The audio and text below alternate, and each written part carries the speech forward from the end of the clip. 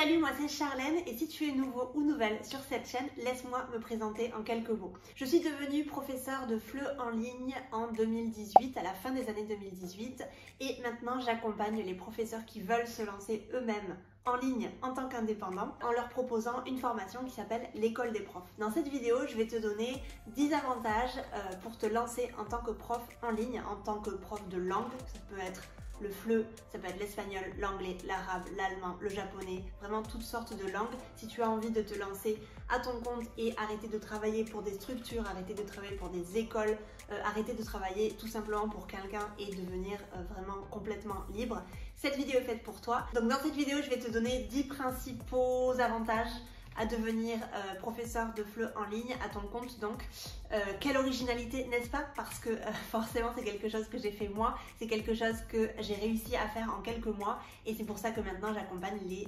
professeurs à le faire et c'est super. On commence avec le premier point qui est la flexibilité horaire. Forcément, si tu vis à l'étranger ou pas d'ailleurs, mais si tu vis à l'étranger, tu as forcément été victime en tout cas des écoles ou des organismes qui te demandent de travailler jusqu'à pas d'heure ou alors qui te proposent des contrats avec des trous en plein milieu de la journée où tu dois courir à droite à gauche entre des entreprises, des universités, des écoles de langue, etc. Le fait de pouvoir être complètement à ton compte, ça te donne une flexibilité horaire qui est quand même incroyable. Ça te donne une flexibilité horaire qui va pouvoir s'adapter à ton mode de vie, mais aussi au mode de vie de tes élèves. Et je te renvoie vers l'épisode numéro 51 de mon podcast qui s'appelle aussi l'école des profs, quelle originalité encore une fois, dans lequel j'interviewe une prof de l'école des profs qui s'appelle Melek et qui parle de ça, qui nous raconte combien ça a été important pour elle de trouver un élève idéal qui pouvait s'adapter du coup à son style de vie parce qu'elle a des enfants, parce qu'elle veut pas travailler jusqu'à pas d'heure le soir, parce qu'elle a des obligations familiales, etc.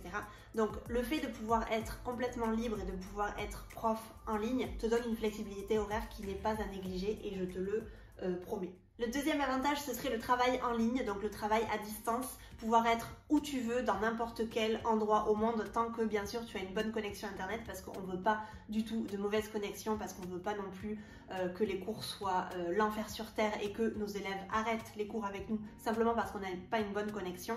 J'ai déjà voyagé moi-même en tant que, quand j'étais complètement prof en ligne à 100%, je voyageais un petit peu partout et je pouvais continuer à travailler. J'avais pas besoin forcément d'annuler mes cours ou de les remplacer, je pouvais complètement continuer à travailler, j'avais juste besoin de mon ordinateur, c'est tout. Je me souviens que là j'ai une prof de l'école des profs, donc une cliente à moi qui part dans un mois à peu près au Japon. Elle va partir pendant un bon mois aussi et elle nous racontait, donc sur le serveur de discussion de la formation, elle nous racontait qu'elle n'avait pas dû annuler ni remplacer aucun cours parce que elle avait su adapter ses horaires avec ceux de son élève, avec ceux de ses élèves en fonction du décalage horaire qui est entre la France et le Japon et ça c'était plutôt chouette. Donc vraiment le fait d'être à ton compte et le fait de pouvoir travailler depuis ton ordinateur, ça te laisse vraiment une flexibilité géographique qui est incroyable. Tu peux travailler d'où tu veux, tu peux devenir digital nomade si ça te fait envie. On en parle parce que c'est quand même le rêve de tout le monde, enfin pas du tout le mien, mais bon voilà.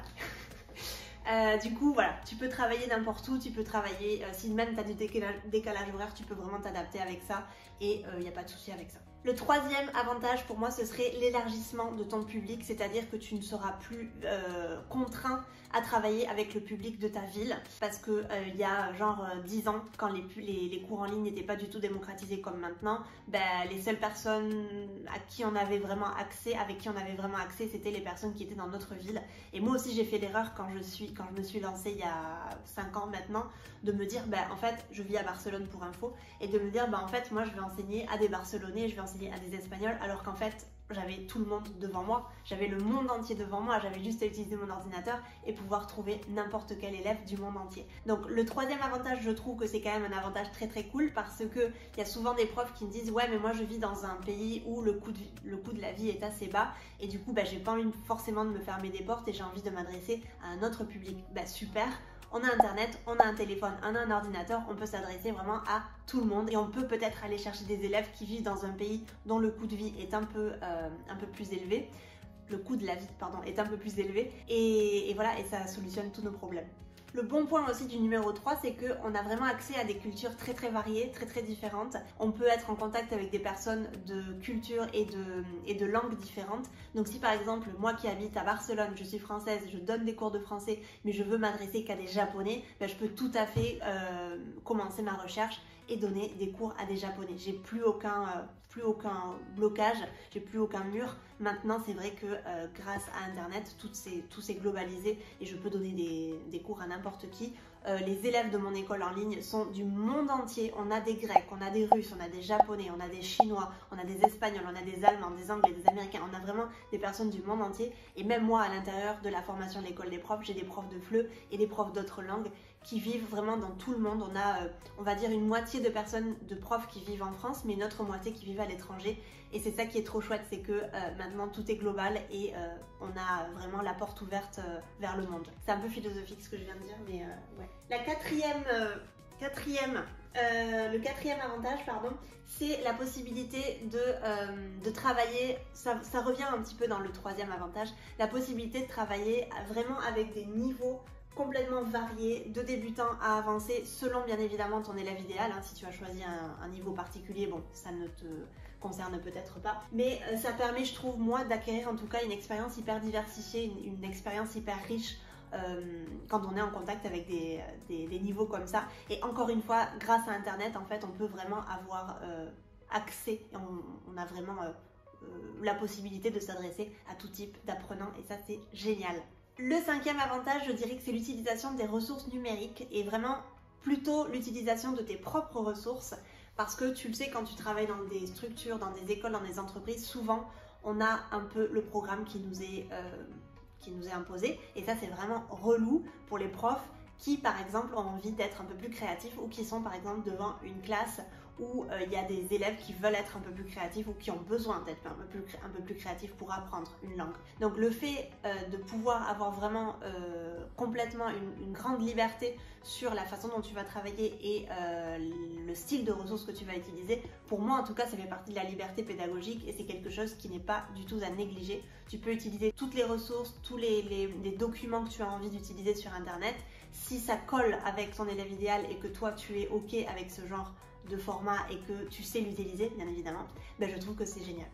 Le septième avantage, je dirais que c'est la possibilité de diversifier nos activités et de diversifier aussi nos revenus si on parle d'argent, parce que tu n'es pas obligé, tu n'es plus obligé actuellement de ne faire que des cours particuliers et de passer ta journée à enchaîner les cours particuliers parce que c'est hyper fatigant et je ne te le recommande pas. Tu peux aussi avoir envie de, par exemple, diversifier en commençant des cours en groupe, des ateliers de conversation, pourquoi pas, et pour aller plus loin, aller vers des revenus un peu plus passifs, même si j'aime pas trop ce nom-là, mais c'est des revenus en fait qui ne vont pas requérir une présence toi face à la caméra. Tu vas pouvoir par exemple créer quelque chose, tu vas pouvoir créer des e-books, tu vas pouvoir créer des cahiers d'exercices, tu vas pouvoir créer des formations avec un format vidéo et le vendre sur ta plateforme et de cette manière en fait tu n'auras plus vraiment à être devant ton ordinateur. Qu'est-ce qui s'est passé? Voilà, je me fais attaquer par mes cartes postales. Je disais donc que tu es plus obligé du coup d'être à 100% devant ton ordinateur pour enseigner. Et ça, je trouve que c'est quand même quelque chose d'hyper innovant, d'hyper nouveau du coup dans notre métier. Parce que quand on pense à la posture et au métier de professeur, c'est toujours le professeur qui est face à ses élèves. Mais il y a tellement de manières d'enseigner et tellement de manières d'apprendre.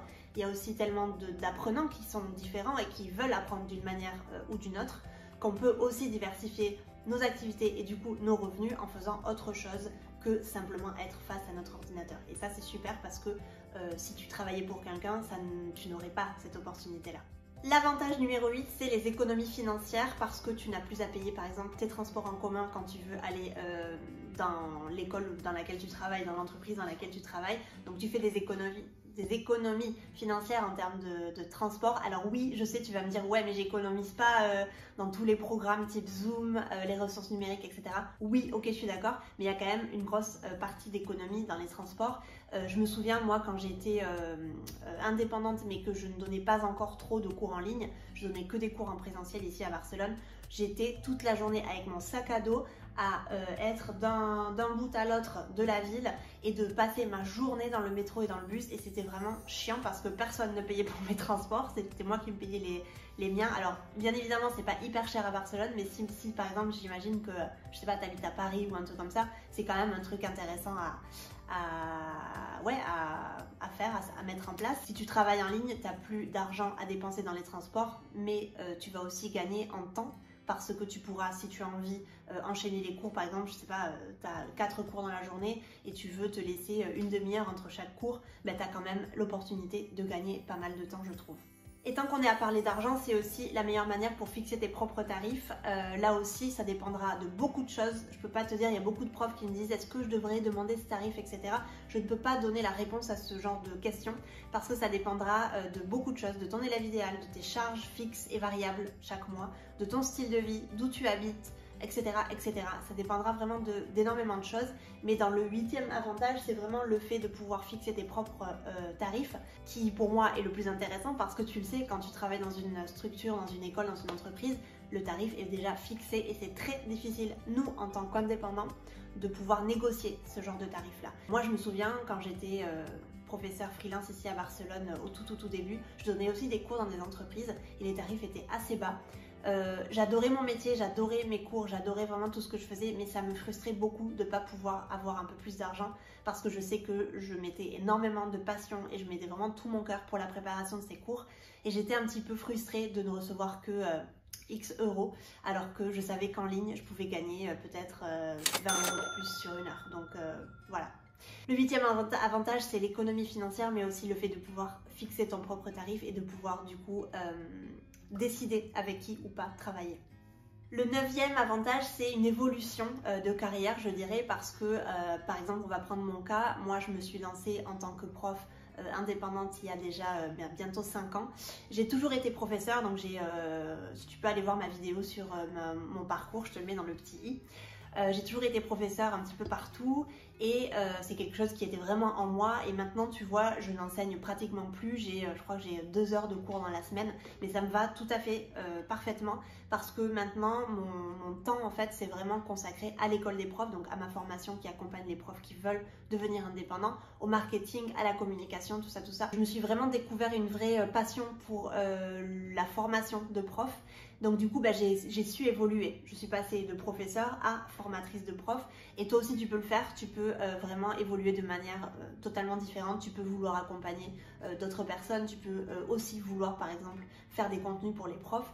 Il y a beaucoup de profs, par exemple, qui créent leurs propres ressources et qui pensent que ce serait bien de vendre ces ressources-là. Donc là aussi, tu peux tout à fait évoluer dans ta carrière et commencer à vendre des ressources numériques pour les professeurs. Pour moi, vraiment, le fait d'être entrepreneur et d'être du coup professeur indépendant, ça te laisse la possibilité de tout faire. Il n'y a pas de fin en fait, tu vois, genre comme les Américains disent, sky is the limit.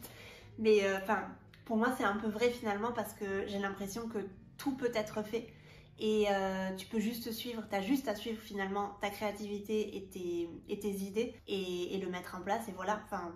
Pour moi en tout cas, c'est le meilleur métier du monde parce que ça me laisse une créativité énorme, ça me laisse une liberté énorme, et pour moi en tout cas, la liberté c'est une des valeurs les plus importantes dans ma vie.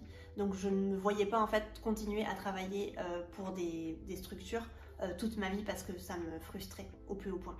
Et le 10e avantage, c'est l'épanouissement personnel que ça peut t'apporter. Le fait de voir nos élèves réussir, par exemple, des examens, ou les voir, je sais pas, commencer à parler, à comprendre certaines choses grâce à notre enseignement. Alors oui, tu peux tout à fait l'obtenir si tu travailles pour des structures, mais quand c'est toi qui as créé ton propre truc et que tes élèves ils continuent à s'inscrire à tes groupes, à tes ateliers de conversation, et que tu vois qu'il y a un réel progrès au cours des années d'inscription, c'est quand même hyper chouette de voir que tu as créé ton propre truc. Moi, quand j'ai créé Bonjour BCN, du coup mon école de langue en ligne, et que je me rendais compte que les élèves se réinscrivaient toutes les années, tous les trimestres, et il y avait certains élèves qui étaient dans des cours en groupe et qui allaient vers des cours de conversation parce qu'ils voulaient plus d'heures de cours par semaine. Je veux dire, c'est quand même une réelle satisfaction de te dire que c'est moi qui ai créé ça en fait. C'est moi qui ai tout créé depuis zéro, et mes élèves sont hyper satisfaits. Quand tu vois aussi que tu as des témoignages hyper positifs de tes cours et de ta façon d'enseigner, c'est quand même hyper gratifiant, hyper reconnaissant et ça vraiment personne ne peut te l'enlever.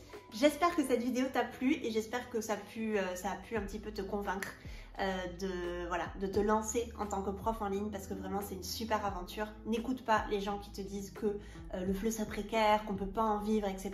J'ai tellement d'exemples autour de moi qui peuvent te montrer que le FLE c'est pas tout à fait précaire pour tout le monde. Alors oui, il y a des personnes qui vont galérer comme dans tous les secteurs, comme dans tous les métiers, mais tu peux en vivre. Moi j'en ai vécu après quelques mois et j'en vivais convenablement. Je connais aussi d'autres profs qui le font, les professeurs de l'école des profs, pas tous bien évidemment, parce que je mentirais si je disais que tous les profs de l'école des profs pouvaient vivre de leur cours, mais en tout cas il y a une grande partie de ces profs là qui mettent tout en œuvre et qui ont vraiment toutes les clés pour pouvoir en vivre. Je te laisse aller regarder si tu as envie la page de description que je te mettrai dans la barre d'infos si tu veux nous rejoindre à l'école des profs. N'hésite pas à t'abonner et à laisser un commentaire, ça me ferait vraiment plaisir de voir un petit peu ce que tu as pensé de cette vidéo, et dis-moi si tu es professeur en ligne ou pas, ou si tu as envie de te lancer en tant qu'indépendant, ça me ferait plaisir de savoir un petit peu ce que tu as dans la tête. Je te retrouve dans une prochaine vidéo.